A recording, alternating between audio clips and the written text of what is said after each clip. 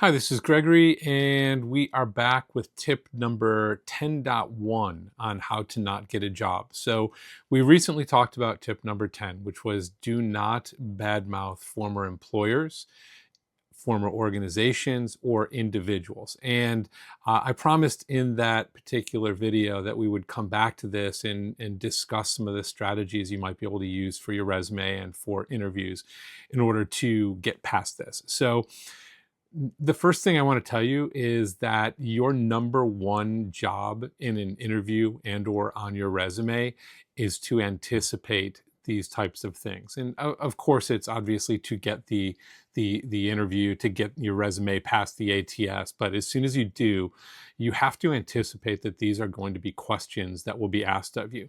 So I do have a couple of strategies. I am going to look up at my screen a little bit and be sure that I'm reading some of these things verbatim. So number one I've got here is that you need to focus on the growth and the learning outcomes. So instead of dealt with difficult management style, maybe on your resume you put something like developed adaptable leadership approaches through exposure to diverse management styles, or successfully navigated organizational changes while maintaining high performance metrics.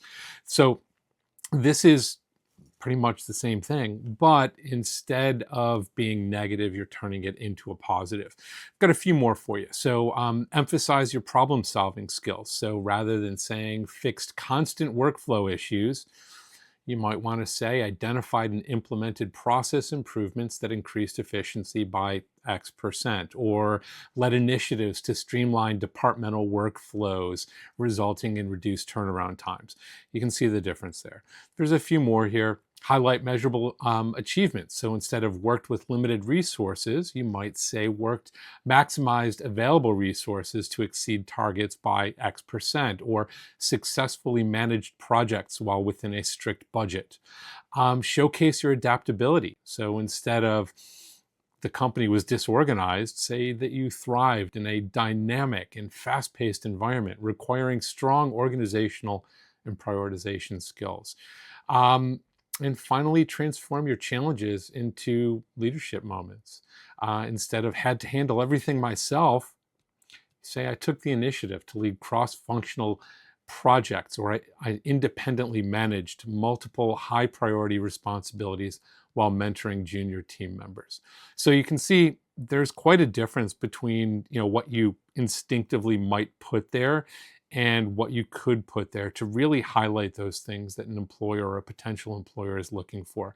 So again, never speak negatively about former employers, organizations, or individuals.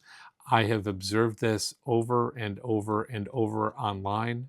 I have been in conversations with recruiters and with interviewers that try to goad me or goad you into these types of discussions. Take the high road, be positive, and ensure that you are putting yourself in the best light. You might be absolutely right about these negatives, but when you are trying to get a job, your number one job is to look good. And sometimes being silent about these things that are not the best experiences that you've had may be your best option. I want you to remember that AI is 10% technology and 90% people. I hope you have a great day. Thank you.